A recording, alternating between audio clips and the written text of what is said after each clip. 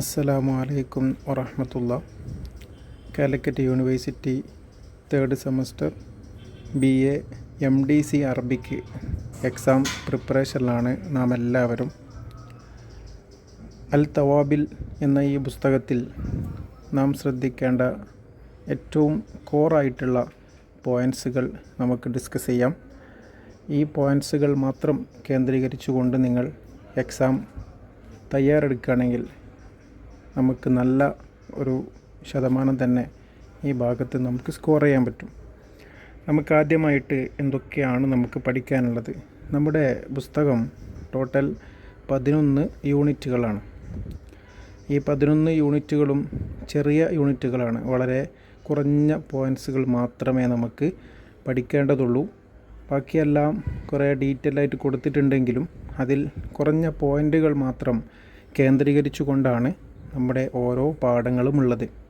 ഇതിൽ ആദ്യത്തെ 5 യൂണിറ്റുകൾ അൽ ലുഗത്തുൽ അറബിയ ഫി കേരള എന്ന യൂണിറ്റ് വരെയുള്ള 5 യൂണിറ്റുകളിലെ ഏറ്റവും ഇമ്പോർട്ടൻ്റ് ആയുള്ള പോയിൻറ്റ്സുകൾ ഏതൊക്കെയാണ് എന്നുള്ളത് നമുക്ക് ഈ വീഡിയോയിൽ ഡിസ്കസ് ചെയ്യാം. അതിനുശേഷം നമുക്ക് ബാക്കിയുള്ള ഭാഗങ്ങളും അതുപോലെ ഇമ്പോർട്ടൻ്റ് ആയിട്ട് പഠിച്ചിരിക്കേണ്ട 1 വേർഡ് ക്വസ്റ്റ്യൻസൊക്കെ നമുക്ക് അടുത്തൊരു പാർട്ടിൽ നമുക്ക് എന്ത് ചെയ്യാം, ഡിസ്കസ് ചെയ്യാം. ഓക്കെ, ഒന്നാമത്തെ അൽ വഹദ എന്ന് പറയുന്നത് കേരള വ താരിഖുഹ, കേരളവും അതിൻ്റെ ചരിത്രവും എന്നൊരു ഏരിയയാണ്. ഇവിടെ നമ്മൾ പ്രധാനമായിട്ടും കേരളത്തെക്കുറിച്ച് നമുക്കെല്ലാവർക്കും പൊതുവായിട്ടുള്ള കാര്യങ്ങളൊക്കെ അറിയാം. നമ്മളതിനെ ഇമ്പോർട്ടൻ്റ് ആയിട്ടുള്ള പോയിൻറ്റ്സ് നോക്കുകയാണെങ്കിൽ ഒന്നാമത്തത് നമ്മൾ ശ്രദ്ധിക്കേണ്ടത് കേരള വിലായത്തുൻ ഹിന്ദിയ മുത്തുല്ലത്തുൻ അലൽ ബഹറിൽ അറബി, അറേബ്യൻ സീയുമായിട്ട് അതിൻ്റെ ഓരം പറ്റി നിൽക്കുന്ന ഒരു ഇന്ത്യൻ സംസ്ഥാനമാണ് കേരളം എന്ന് പറയുന്നത്. നമുക്ക് ഏതൊരു ഫിക്കറയാണെങ്കിലും ആണെങ്കിലും ഈ ഒരു പോയിൻ്റ് വളരെ പ്രധാനപ്പെട്ടതാണ്. രണ്ടാമത്തത് സ്വാറത്ത് കേരള വിലായത്തൻ മുസ്തഖില്ലത്തൻ, കേരളം ഒരു സ്വന്തം ഒരു മുസ്തഖില്ലായ ഒരു സ്വയം ഒരു സ്റ്റേറ്റായിട്ട് മാറിയതെന്നാണ് 1956 മുതലാണ്. അത് ഇമ്പോർട്ടൻ്റ് ആയിട്ട് പഠിച്ചിരിക്കേണ്ടതാണ്. മൂന്നാമത്തത് യബ്ദ ഉൽ വക്തു ദഹബിയു ലി മലയാളം, കേരളത്തിൻ്റെ ഔദ്യോഗിക ഭാഷയായ മലയാളം അതിൻ്റെ ഒരു സുവർണ കാലഘട്ടം തുടങ്ങുന്നത് മിനൽ കർണിൽ ഖാമിസി അശറ, അതായത് 15-ാം നൂറ്റാണ്ട് മുതലാണ്.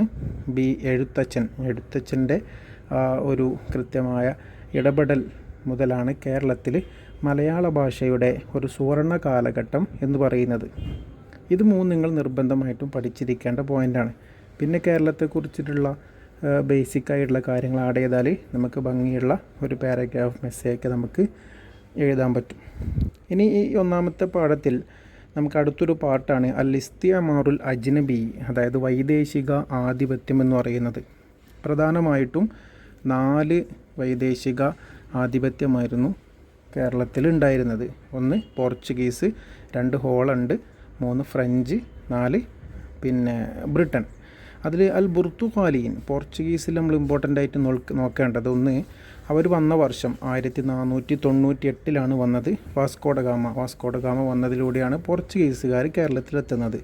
അങ്ങനെ അവരെന്ത് ചെയ്തു, നമ്മുടെ കേരളത്തിൽ അവർ തവാബുൽ, നിങ്ങളുടെ പുസ്തകത്തിൻ്റെ പേര് തന്നെയാണ് അല്ലേ, തവാബുൽ എന്ന് പറഞ്ഞാൽ സ്പൈസസ്, നമ്മുടെ സുഗന്ധവ്യഞ്ജനങ്ങളുണ്ടല്ലോ, അതുപോലെ ഫുൽഫുല്, കുരുമുളക്, പെപ്പർ, ഇതൊക്കെ കച്ചവടം ചെയ്യുക എന്ന ഉദ്ദേശത്തിലായിരുന്നു അവർ വന്നിട്ടുള്ളത്.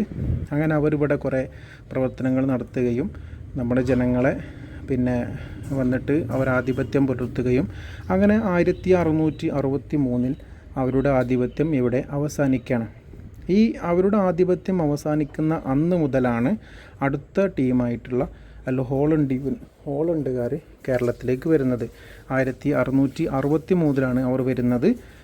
അവർ മുഖാവമത്തുൽ മഹല്ലിയ, നമ്മുടെ പ്രാദേശികമായിട്ട് അവർക്കെതിരെ ധാരാളം പിന്നെ പ്രതിരോധ പ്രവർത്തനങ്ങളൊക്കെ നടന്നിട്ടുണ്ട്. പ്രത്യേകിച്ചും മാർത്താണ്ഡവർമ്മയുടെ കീഴിൽ കുളച്ചിൽ യുദ്ധം, മാരിക്കത്ത് കുളച്ചിൽ അല്ലേ, അത് ഹോളണ്ടുകാർക്കെതിരെ മാർത്താണ്ഡവർമ്മ നടത്തിയ ഒരു പടയോട്ടമായിരുന്നു. ഈ പോയിൻ്റുകളൊക്കെയാണ് ഹോളണ്ടുകാരുമായിട്ട് ബന്ധപ്പെട്ട് നമ്മൾ നോക്കേണ്ടത്. മൂന്നാമത്തേത് ഫറൻസിയുൻ, അവിടെ സിമ്പിളാണ്. ഫ്രഞ്ചുകാർ കാര്യമായിട്ട് ഇവിടെ എന്ത് ചെയ്തിട്ടില്ല, അധിനിവേശ പ്രവർത്തനങ്ങൾ കാര്യമായിട്ട് നടത്തിയിട്ടില്ല. അപ്പോൾ നമ്മൾ അങ്ങനെ അടയാളപ്പെടുത്തിയാൽ മതി. ലമ്യക്കുൻ ലഹും ഇസ്തിഅമാറുൻ കബീറുൻ, അവർ വലിയൊരു ആധിപത്യം ഉണ്ടായിട്ടില്ല, മറിച്ച് അവർ കച്ചവടത്തിന് കരുന്നു ഇവിടെ വന്നിട്ടുണ്ടായിരുന്നത്. പിന്നെ നാലാമത്തതാണ് പ്രധാനപ്പെട്ട അധിനിവേശം എന്ന് പറയുന്നത് അൽ ബരീത്വാനി, ബ്രിട്ടനാണ് അല്ലേ. 1795 മുതലാണ് ബ്രിട്ടൻകാർ വരുന്നത്. അവർ നമ്മുടെ ഇവിടുത്തെ അഡ്മിനിസ്ട്രേഷൻ സിസ്റ്റം അല്ലെ, നിലാമുൻ ഇദാരി വരെ അവർ മാറ്റിമറിച്ചു. അവർ സിവിൽ സർവീസ് അങ്ങനെയുള്ള നമ്മുടെ അധികാര കാര്യങ്ങളിൽ അവർ ഇടപെടുകയും അവരിവിടെ അൽ ഖവാനീന ഇസ്ലാമി വൽ ഹിന്ദ്, ഇസ്ലാമിൻ്റെയും ഇന്ത്യയുടെയും നിയമങ്ങളൊക്കെ അവർ പൊളിച്ചു കളയുകയും ചെയ്തിട്ടുണ്ട്. നമ്മൾ ബ്രിട്ടീഷുകാർ വെറും നെഗറ്റീവായിട്ട് മാത്രം ചിത്രീകരിക്കരുത്.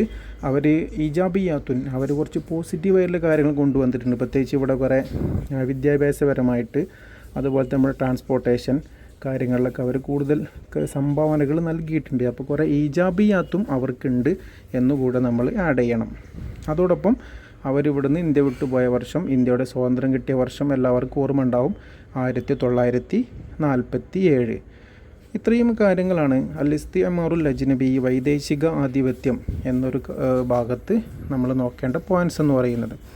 ഇത്രയും പോയിൻറ്റ്സാണ് ഒന്നാമത്തെ യൂണിറ്റായിട്ടുള്ള കേരള താരിഖുവ എന്ന ഭാഗത്ത് നമ്മൾ നോക്കാനുള്ളത്. രണ്ടാമത്തെ ഒരു പാഠമാണ് ഈ ഒന്നാമത്തെ പാഠത്തിൽ അടുത്തൊരു ഏരിയയാണ് മുക്കാവമത്തു കേരള ലിദ്ദൽ ഇസ്തിഅമാർ, വൈദേശിക ആധിപത്യത്തിനെതിരെ നമ്മുടെ കേരളത്തിലെ പ്രതിരോധം. അതിൽ നമ്മൾ നോട്ട് ചെയ്യേണ്ട ആളുകളാണ്. ഒന്ന് മംലക്കത്തുൻ സാമൂതിരി രാജാവ്, അതുപോലെ മാർത്താണ്ഡവർമ്മ, അതുപോലെ പഴശ്ശി രാജ, പിന്നെ കുഞ്ഞാലി മരക്കാർ. ഈ പേരുകളൊക്കെ നമ്മൾ ഓർത്തു വെക്കണം. അതുപോലെ തന്നെ സൗറത്തുൽ ഫല്ലാഹിൻ, നമ്മുടെ കൃഷിക്കാരുടെ വിപ്ലവം, അതായത് ജമ്മികൾക്കെതിരെ, പ്രത്യേകിച്ചും ഹിസ്ബു ഷുയൂഇൽ ഹിന്ദ്, കമ്മ്യൂണിസ്റ്റ് പാർട്ടിയുടെ നേതൃത്വത്തിൽ ജമ്മിമാർക്കെതിരെ നടത്തിയ കർഷക സമരം. അതുപോലെ സൗറത്തു മലബാർ വിപ്ലവം, 1921 നടന്ന മാപ്പിള സമൂഹം നടത്തിയിട്ടുള്ള മലബാർ കലാപം ഒക്കെ നമ്മൾ ഇമ്പോർട്ടൻ്റ് ആയിട്ടും നോട്ട് ചെയ്യേണ്ട ഭാഗങ്ങളാണ്. അതുപോലെ ഈ ഒരു പ്രതിരോധ പ്രവർത്തനങ്ങളിൽ പങ്കെടുത്ത പണ്ഡിതന്മാർ ആരൊക്കെ, ആ പേരുകൾ നമ്മൾ അറിഞ്ഞിരിക്കണം.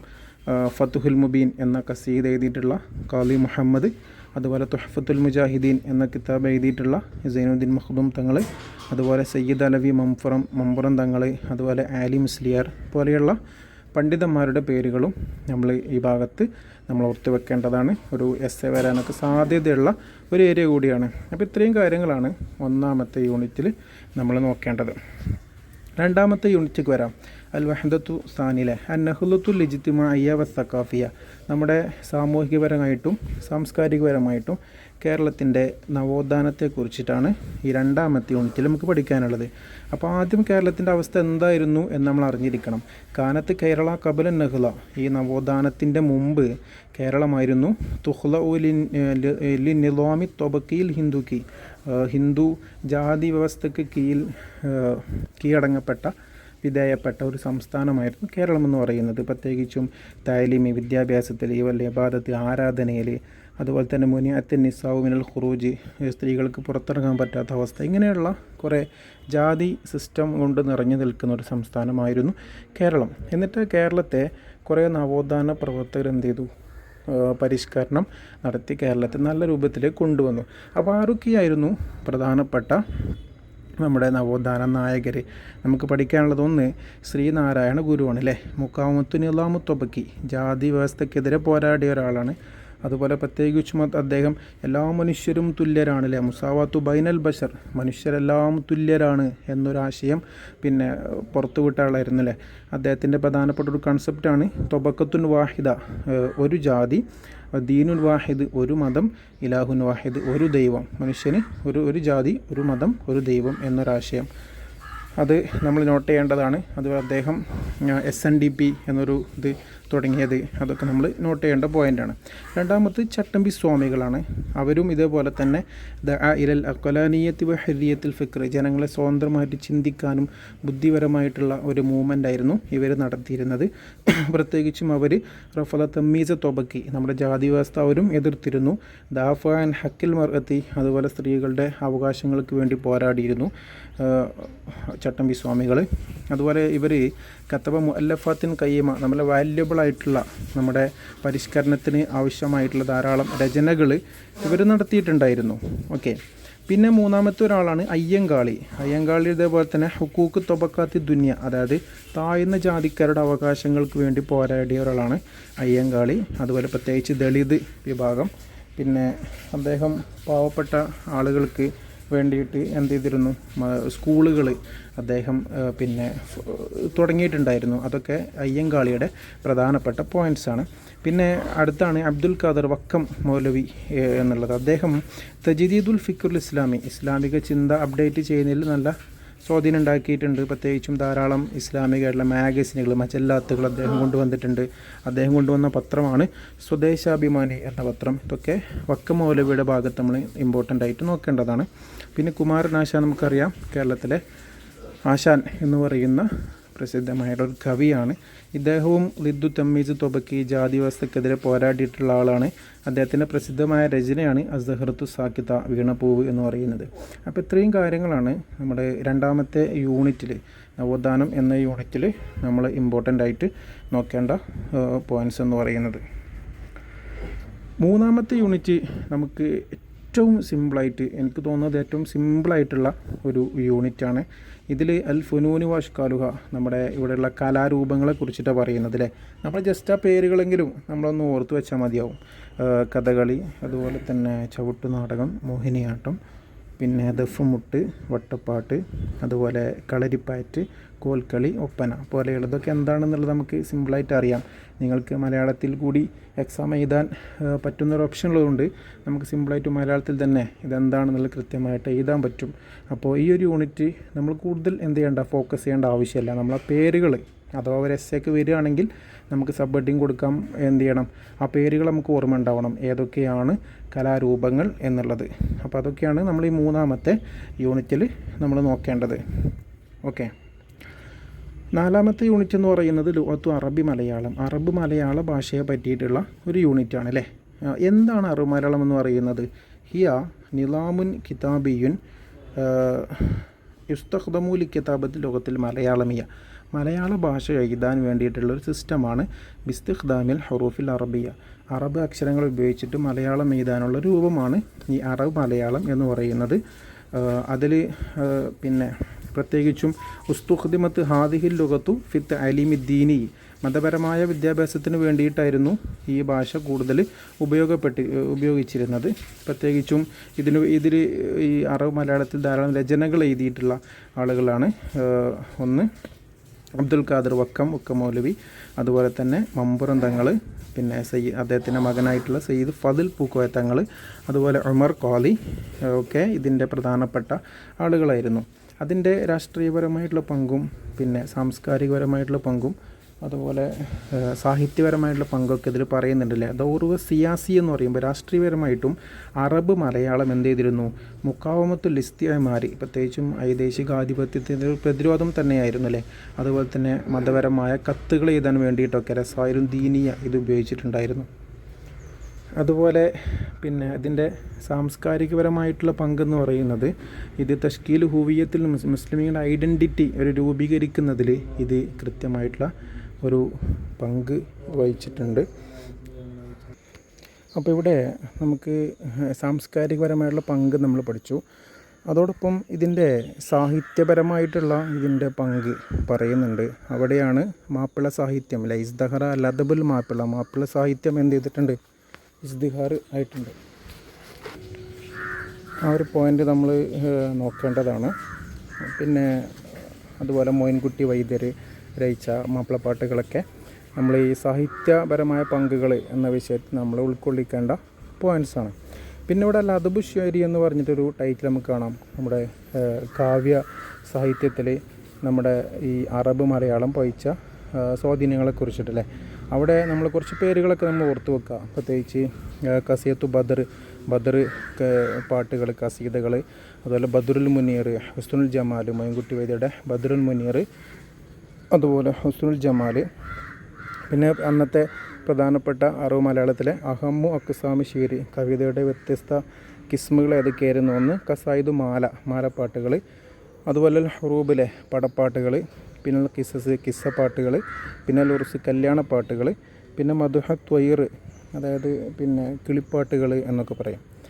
അതുപോലെ അൻവാഉൽ ഖസായിദി, അന്നത്തെ ഖസീദകളുടെ വ്യത്യസ്ത ടൈപ്സുകൾ ഇതിൽ പറയുന്നുണ്ട്.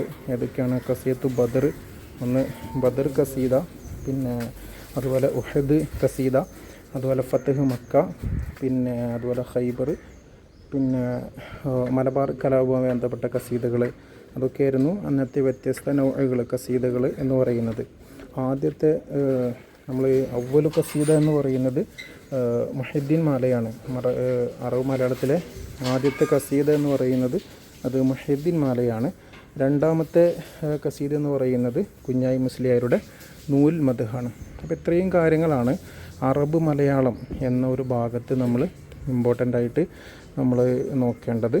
ഓക്കെ, അപ്പോൾ 4ാമത്തെ യൂണിറ്റിൽ നമ്മൾ ഫോക്കസ് ചെയ്യേണ്ട പോയിൻറ്റ്സുകൾ ഇതൊക്കെയാണ്. നമുക്ക് 5ാമത്തെ യൂണിറ്റ് നോക്കാം. അൽ-ലുഗത്തുൽ അറബിയ്യ ഫി കേരള, കേരളത്തിലെ അറബ് ഭാഷയുമായിട്ട് ബന്ധപ്പെട്ട ഒരു യൂണിറ്റാണ് അല്ലേ. ഇതിൽ നമ്മൾ ആദ്യം അറിഞ്ഞിരിക്കേണ്ടത് അൽ ഖൽഫിയത്തു താരിഖിയ, ഒരു ചരിത്ര ഹിസ്റ്റോറിക്കൽ ബാക്ക്ഗ്രൗണ്ട് എന്താണെന്ന് അറിഞ്ഞിരിക്കണം. കേരളത്തിലെ അറബ് ഭാഷയുടെ ഹിസ്റ്റോറിക്കൽ ബാക്ക്ഗ്രൗണ്ട്. അവിടെയാണ് നമ്മൾ ചേരമാൻ പെരുമാൾ അദ്ദേഹം ഇസ്ലാം ആശ്ലേഷിക്കാൻ വേണ്ടിയിട്ട് പോയതൊക്കെ ഒരു കേരളത്തിലെ അറബ് സാഹിത്യം ഉണ്ടാക്കുന്നതിൽ വലിയൊരു പങ്ക് വഹിച്ച ഒരു സംഭവമാണ് അല്ലേ.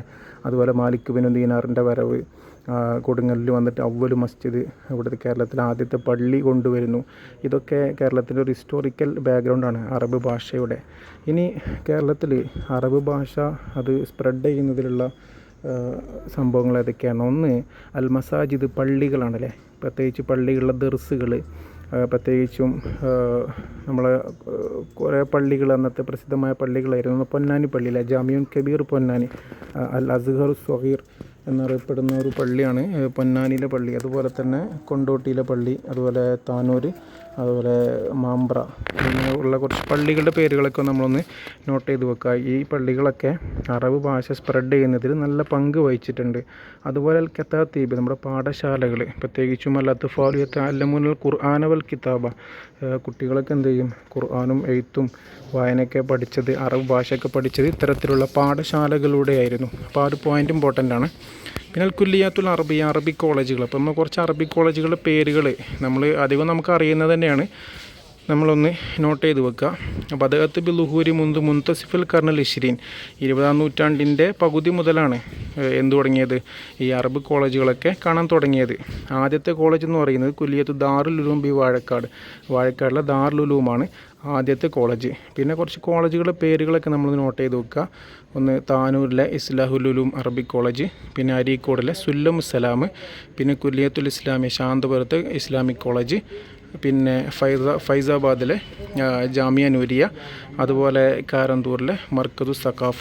ഇതൊക്കെ പ്രധാനപ്പെട്ട അറബിക് കോളേജുകളാണ്. അപ്പോൾ ഈ പോയിൻറ്റ്സുകളൊക്കെയാണ് നമ്മൾ 5ാമത്തെ യൂണിറ്റിൽ നമ്മൾ നിർബന്ധമായിട്ടും നോക്കേണ്ടത്. ഓക്കെ, അപ്പോൾ ഇത്രയും കാര്യങ്ങൾ ആദ്യത്തെ 5 യൂണിറ്റുകൾ നമ്മൾ ഈ ചർച്ച ചെയ്തിട്ടുള്ള ഈ പോയിൻറ്റ്സുകൾ മാത്രം നിങ്ങൾ സെൻട്രലൈസ് ചെയ്തിട്ട് പഠിച്ചാൽ നല്ല മാർക്ക് സ്കോർ ചെയ്യാൻ പറ്റും. ഇൻഷാ അല്ലാഹ് നമ്മൾ കൂടുതൽ വൺ വേർഡ് വരാൻ സാധ്യതയുള്ള ചോദ്യങ്ങളും ബാക്കിയുള്ള പോയിൻറ്റ്സുകളൊക്കെ നമുക്ക് അടുത്ത പാർട്ടിൽ എന്ത് ചെയ്യാം, നമുക്ക് ഡിസ്കസ് ചെയ്യാം. ശുക്രൻ ലക്കും അലൽ ഇസ്തിമാഇ ബിനായ. അസ്സലാമു അലൈക്കും വറഹ്മത്തുള്ളാഹി.